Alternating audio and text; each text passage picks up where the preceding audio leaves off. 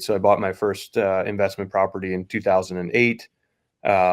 Prior to that, I was a maintenance tech for another local landlord. So I was the guy, changing the toilets and hanging the blinds and painting the apartments. I did that during high school. My senior year, we had a program where I could work full time. So both myself and my brother, who's my business partner today, we were maintenance techs for this local landlord. Welcome to the Real Estate Hustlers Podcast, where we have interviews with real estate investors and entrepreneurs about successes, failures, and hard-earned lessons. Through in-depth conversations, one-on-one listener coaching calls, and news analysis, you'll get a breakdown of real strategies that work for different niches and experience levels. Tune in to the #1 real estate investing podcast every week to stay in the know. Now, here is your host, Josh Appleman. All right. Welcome to Real Estate Hustlers Podcast. I'm your host, Josh Appleman, founder and CEO of Appleman Capital. Today, we're joined with Jared Sturm. Jared is the founder and CEO of SNS Capital Group, a premier multifamily investment firm in Cincinnati, Ohio. Jared comes from a technician and then is now as a top multifamily expert. Jared's 17 years in real estate has helped shape $150 million worth of assets under management. It's a powerhouse championing long-term value and community growth. Jared, we appreciate you coming on the show today. If you could let the listeners know a little bit more about yourself. Yeah, Josh, thank you for having me. And thanks for everyone in the background who's working on editing and all the other things that go into producing this show. I'm super grateful to have the platform. So thank you.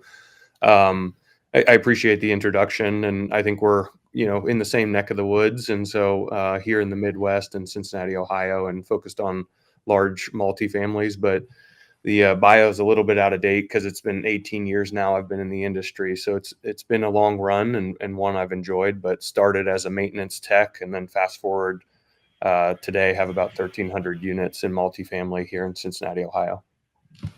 That's incredible. Let's go all the way back to when you had 0 units. Okay. What that look like, and then what did it look like when you've decided to get into multifamily and then larger multifamily? Yeah, so it was a slow start. Different time. I got a very early start into real estate. So I bought my first investment property in 2008. Prior to that, I was a maintenance tech for another local landlord. So I was the guy, changing the toilets and hanging the blinds and painting the apartments. I did that during high school. My senior year, we had a program where I could work full time. So both myself and my brother, who's my business partner today, we were maintenance techs for this local landlord. And then working full time, making decent money. Once I graduated high school, I was able to buy me and my brother bought a 6-bedroom house. We lived in 2 of the bedrooms, rented out the other 4, and continued to work in the trades, doing like kitchens and bathrooms, additions for homeowners. And we had no formal training, but we always had a natural aptitude to work on in the trades and work on properties. So we would always just say yes and then figure it out along the way. And those results were pretty good. But then in 2008, we kind of looked around and said, hey, look at all these foreclosures. Why don't we start buying some of these and fixing them up ourselves? So we did single family small multis with our own capital for about 8 years. So that takes us to about 2015. And 2015 is when we made the jump into larger multifamilies. So it was a 8-year process to get us from, say, the first one into larger multifamilies. And then the last 8 years of our story are mid to large multifamilies, being like, say, 50 to 200 unit communities. Got it. When you decided to find the bigger properties to multifamily properties, what was the first bigger purchase, and then how did you find it? And then tell us about that process and that journey. Yeah, so I think that's late 2015. It was a marketed deal, a little bit different time in the market. So it was just a marketed deal by a real estate broker. It was a 42 unit in Cincinnati, Ohio. I think the purchase price was $2.1 million. We didn't have any investors on that, but we had built up capital by renovating our existing portfolio, forcing appreciation into it, stripping that equity through refinances or debt restructures. And then in addition to that, we knew we needed more capital. And so for like most of the start of 2015, myself and my brother went out and flipped 15 houses. And so we're not we're not house flippers, but we needed to generate cash, and we had the skill set and the trades. So we did, and it was a good time in the market to be doing flips. Still some inventory from the Great Recession on the market, so we could easily scoop them up that had distress, and then it was becoming a seller's market around that time, and so it's a good time to generate some cash. That's how we did that.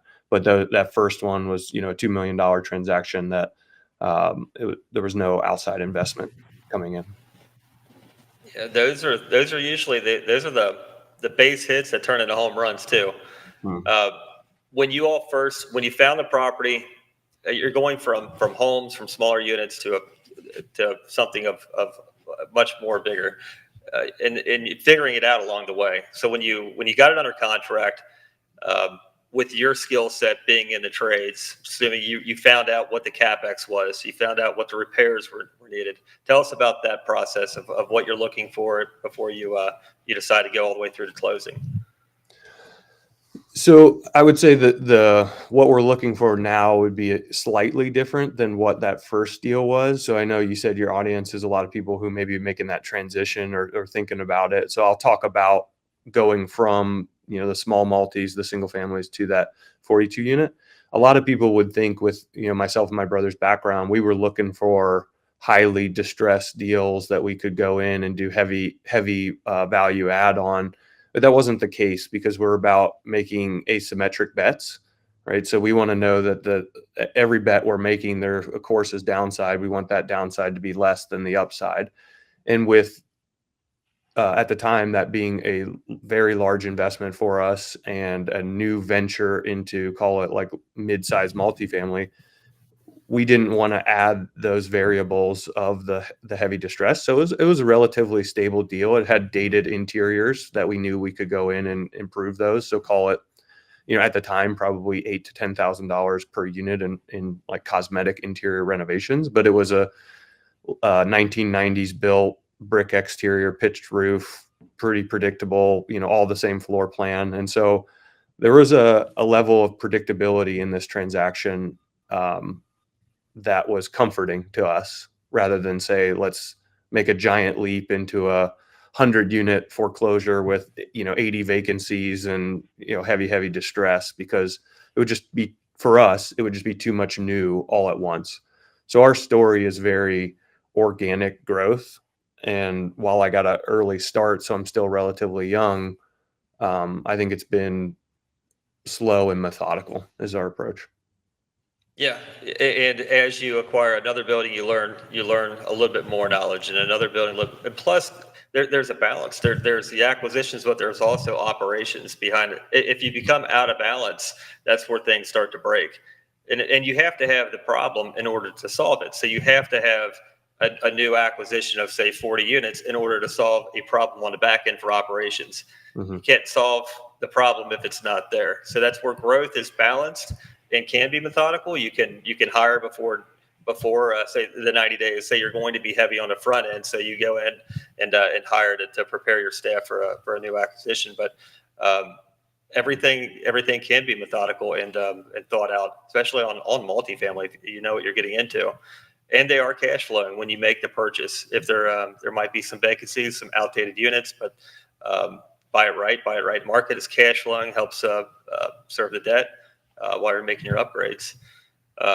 Tell us about some lessons learned on your journey so far. Well, I think building up my management company, we have 50 employees now. So we not only have our property management that oversees our portfolio of 1,300 units. We don't do third-party management, but we also have our construction team in-house as well.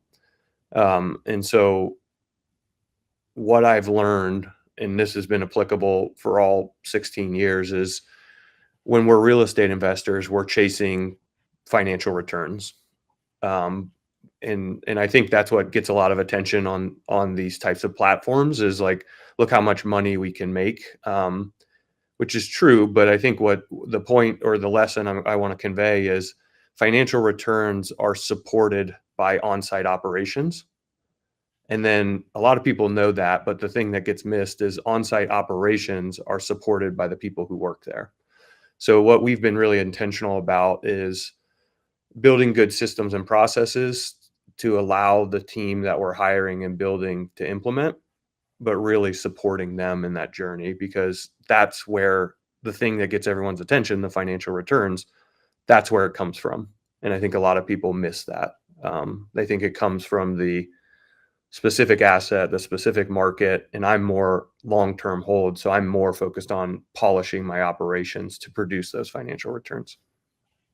Yeah. Yeah. We were using third party at first, of course, because we were focusing on the construction side, the renovations, and third party supporting the operations part. But it got to a point where we had to make a decision because we were putting third party in front of us, but they weren't making the same decisions that we would have made, overspending on items or leasing to tenants that we might not have approved, so on and so forth. So once we took over operations, we've seen our business completely transform, and we've seen the performance of the properties go exactly where they should have. Because now we're able to double down and lever different things and apply different pressures in different ways that third party just couldn't do. Communications are streamlined. You're able to put things in sync, keep your costs down, your cost low, procuring labor and material at a different rate. And the properties do what the properties should be with the right operators. Did you all ever have third party, or was it something that you all just started to do and started to snowball? So it's a great question. Somewhere around 20 units. So this is more than a decade ago. We asked ourselves the question, do we want to build a true third party? We were self-managing, but once we got to about 20 units, we said, we either need to build a company that is going to support the property management arm of our company, or we're going to go third party. And the decision we made at that time was, we're going to go third party. We want to focus on construction. The approach we took at that time was, rather than go to the management companies, and this might be a nugget for your listeners, rather than go to the management company's corporate office and the sales team and ask them, what is your percentage split? Why are you better than the next guy? Blah, blah, blah. What we did was we found similar properties to what we owned in our portfolio at the time. And we went and toured them as if we were prospective tenants.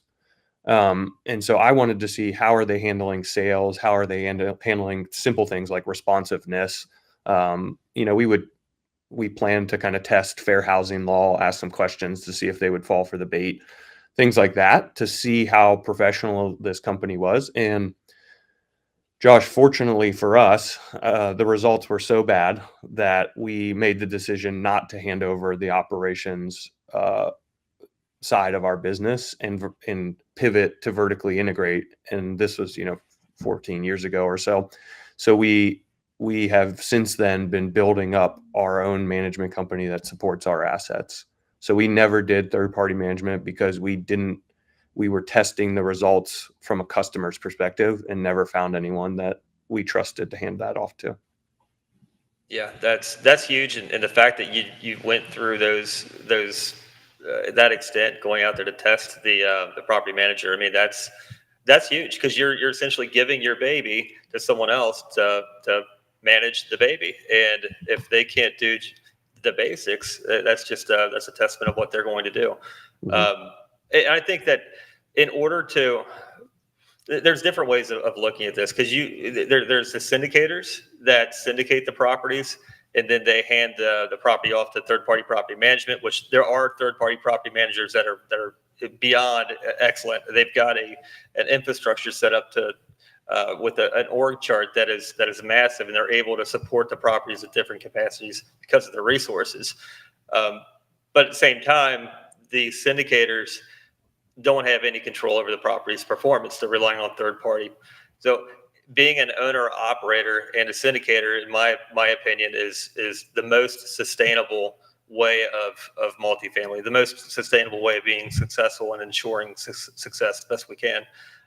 What is your opinion with the way the current market is, and then how that affects syndicators and how that affects owner operators and syndicators? Well, I guess I'll piggyback on more of a comment and say, I think it also depends on what asset you're buying, right? So now where we have settled in and found success is, call it, above the mom and pop buyer, but below the institutional buyer. So for us, our portfolio is mostly made up of communities between 70 and 180 units, right? So to your point, like if I go down to say Texas or Florida and buy an A-class 400 unit community, I can hire a very, very professional management company that will probably produce really, really good results. But if I have an 80 unit building in Cincinnati, Ohio, that's B class, like I'm most likely not going to find a management company that could do it anywhere near like the performance that we're trying to produce ourselves. Um, you said, how does the current market state impact syndicators? Are you saying specifically for third party management or just in general? More of in general, because you've got the tides have turned. You've got different constraints on the market right now, as far as interest rates, as far as occupancy, as far as rent increases, what performance is versus actuals. Um, when you're an owner operator, you can lever different things and make certain things happen versus leaning on third party property management. But in your opinion, how is the current market affecting syndicators who rely on third party? Uh, well, I think negatively, but the reason being is, as I said before, financial returns are supported by on-site operations. On-site operations are shored up by having control of them. And so anyone who has elected to outsource that is not in as strong of a position to be resilient to recessionary pressures, right? So whatever form that might come in, whether that's vacancy creeping up or turnover costs creeping up or payroll costs whatever it is, right? Having control of all of those components of the operations will make you more recession resistant. And I feel very fortunate that all of our portfolio has long-term fixed rate debt. But if you're an operator who chose to take bridge debt or floating debt and you are combating against that and you don't have control of this major lever of the operations, it's very challenging for you right now. Like it's extremely challenging for you. So I feel fortunate that our portfolio is not in that position, but there are a lot of syndicators, probably the majority of them across the US, that actually go with the model of third party management. Yeah. Yeah, and it's an arbitrage model. It makes it tough for the GP to actually see any kind of returns, and then there's cases where LPs are just hoping to see something. Mm. But it's just the way that it is right now.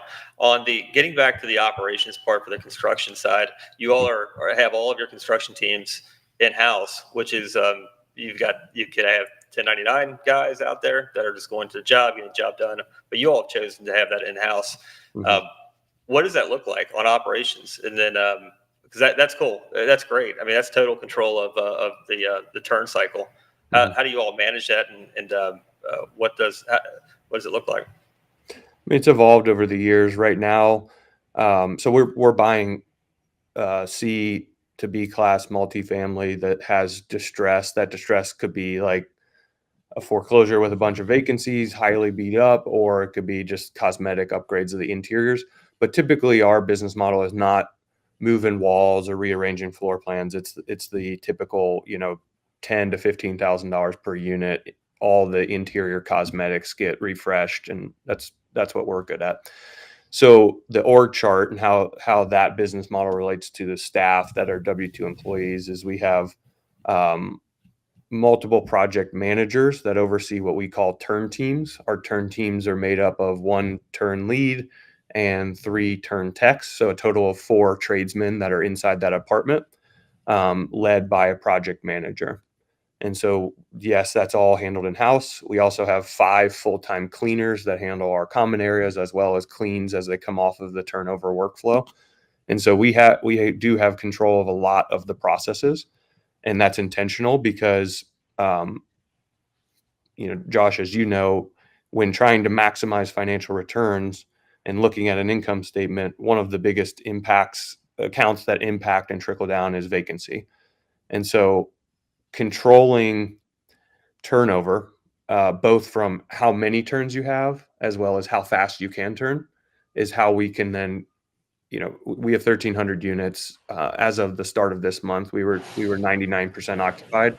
And you might say, "Oh, raise your rents," right? But it's not necessarily that our rents are low because we actually feel we're above competitors. It's that we are not only good at reducing the number of turnovers, we're good at the speed at which we turn. So we know those KPIs and we track the components of vacancy of how long did it take to get to the turnover? How long did the construction crew take? How long did the leasing team take once the construction was finished? We know all those metrics and we're monitoring it because it's all in-house. What is your all's target turn for a unit? Just the tenant moves out yesterday. What is the target turn to get it back on the market and leasable? So from resident move out to resident move in 2024, we have averaged 20 days. We're not that happy with that because we made 4 acquisitions at the tail end of 2023. So we had a bit of a backlog on the construction part. So I mentioned before, like vacancy has multiple components. The one where we were seeing the inflated lag time was waiting for our construction teams from the time the resident moves out to the construction to start. And so then we just said, like, well, how do we fix that problem, right? It was a backlog problem, which we have since cleared. To answer your question, going back to 2023, when we look at that, we averaged 7 days. So 7 days, that's huge. That's good. So we're and that's all to the credit of our team, because what's happening is we get in the workflow of that to get those impressive metrics is, a resident gives us 30 days notice. The property manager inputs that into the schedule. The project manager gets a notification. So then he or she is inputting that into the construction schedule. We know that it takes us about 2.5 days of work to renovate that apartment. And so we know to the date, here's when it will be ready. That's when, 45 days prior to the date it'll be ready is when our leasing team gets that notification and starts leasing to that date. So pre-leasing. And what they're so good at is lining up that date because they have trust in their team, right? So as you know, if you hire out a painter and a separate carpet guy and a separate cleaner, somebody drops the ball. And then the leasing team has to have a conversation with a resident saying, hey, we got to wait. They lose trust in the process. So then they start building in a buffer. We have built the process and have control of the process to where our team trusts each other.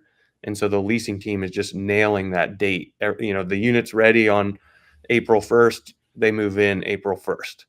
And we actually structured our leasing commission to incentivize that. So it's been I guess that's a niche example of what I mean by being good at operations. Yeah, and that's huge. And the construction part of operations is everything. I mean, that tenant is moving out of what a lot of times is a classic unit that is going to be fully rehabbed.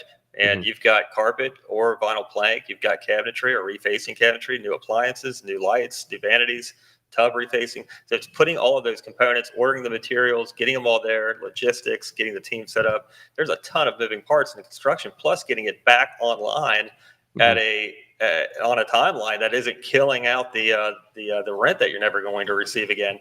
But 20 days still on a full-on renovation is not bad, considering all of the moving parts that goes into it. And it's and it's not only one unit. You all are, I mean, your teams are in, how many units a day are you all in right now? So we have 3 teams, and so they average about 2.5 days per turn. So we're doing a little over 1 turn per day. Got it. Yeah, that's great. That's huge. How are you balancing out just all of the communities, your time, and making sure that operations is in a stellar position and making sure everyone's getting the right amount of attention from you in order to keep the operations where they need to be? I mean, that's a forever moving target, right? So I'm learning how to lead a company that has 50 employees, where before it was very different when it had 10, right? So I think what I've learned over the years is, as a leader, it's extremely important to create clarity. And sometimes it takes 10 times as much effort or intention as you think it will to create that clarity. So I'm just very, very fortunate as a leader to say my position is to create clarity within the organization, hire people that then can understand that vision, where we're going, and then reverse engineer their processes and fill any gaps to problem solve. And so, yeah, I mean, it's 50 employees, it's 130 or 1,300 units, so it's not a massive organization. And so I'm still very involved in I'm not very involved in the day to day, but I'm very involved in the organization and supporting our team to help them solve those problems. Yeah. Um, You get into did I answer managing your question? personalities at a different level too. When you've got a lot of personalities in an organization, managing the personalities and the different things that different people bring. Mhm. Because the wrong employees can make for a toxic environment too. Mhm. Fortunately, that's the way some people just aren't cut out, where other Mhm. people can lift everybody up. Um, that's part of growth, Mhm. of adding to your organization. Yeah, to that point, when we interview, and we now have a full-time HR person that helps us in the recruiting and interviewing process. We have been very adamant about saying we hire 50% for competency. So do you have the skills to do this work? And the other 50% is on values alignment. So Yeah. it's not on cultural alignment. Like we don't necessarily want a bunch of the same people. We want people that have similar values. And so ours are driven, reliable, team oriented, continuously improving, and always do the right thing. Right. So in our interview process, half of the interview is asking personality questions to test if they have those values. And sometimes we get it wrong, but our intention is to hire people that have similar values. So then you don't have that, toxic person in the organization that is pulling everyone in the wrong direction. Yeah, that goes right back to accountability too, though. If something happens, you go back to the core values, and then you see if you're out of alignment with certain situations. Mhm. That helps. Have you all tapped into EOS at all? So I've read Traction. I know the book well. I would say we took components of that and made it our own, but we're not subscribed to that exact model. Got it. Yeah, it helps. We've been on it for a while, but it helps with clarity, helps with vision, with vivid vision as far as what the future looks like, and then hitting targets on getting there. Mhm. But with real estate, as far as getting there, it's got to be, like you had said earlier, methodical, and you don't want to just buy property to add units. It's got to be the wrong property can be just hell on earth for you too. So Mhm. it's got to be done. It just takes time, and it for the long game and buy to hold. So, Mhm. um, but yeah, EOS has worked out pretty well. Is there anything else that you can add that the listeners could benefit from?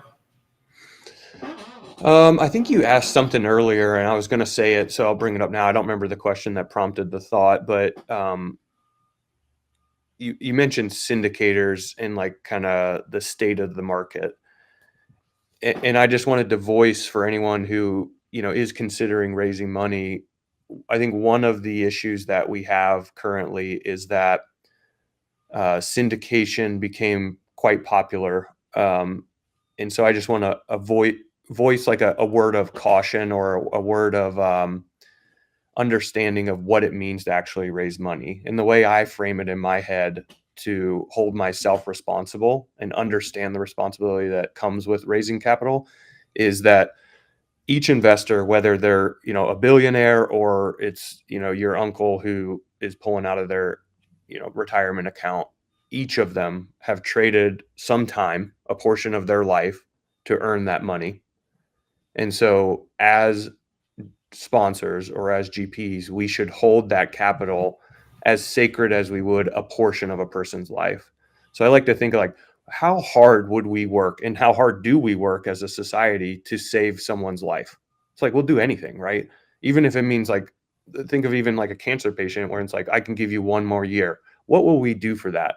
And yet we will raise money and borrow what someone traded 10 years of their life to earn, working a corporate job or whatever, and we'll toss it to a risky investment and put no effort to make sure it produces the right thing. I think syndication has not emphasized the responsibility that you're actually borrowing a portion of a person's life and to hold it to that standard and understand that responsibility. And so thanks for giving me the platform to say that, because I think not everyone has been thinking that through when they're raising money. For sure. It became very commoditized. in the past few years to go out there and raise capital and to place it in multifamily, and then everyone's trusting someone else. And Mm-hmm. then at the end of the day, it's the like you had mentioned earlier, it's people working for people, and if those people are wrong in the operations to ground level, that's where the success or demise of the business, the multifamily, whatever it may be, could suffer, and then everyone else on the top does as well. But it's decisions that have been made by someone else who everyone else trusts. But your all's operation is full vertically integrated owner operator. So you've got an alignment of interest as well, just as much as anyone else investing capital alongside with you. It's a true alignment, which is that's in my opinion, it's the way it should be. It's great. If somebody wants to learn more about you, reach out, possibly invest with you, how can they reach out? I think the best method would be through our website. So at the beginning of the show, you said the name of our company. It's SNS Capital Group. So like 3 letters, capitalgroup.com. And there's a contact us button. That's probably the quickest and easiest way to get a hold of me. And then, Josh, you've done a great job of helping us get onto social platforms and sharing our story there. So if you're seeing this on those platforms, you can always reconnect with me through those platforms. Awesome, Jared. Definitely appreciate your time. I look forward to following you, and we will talk soon.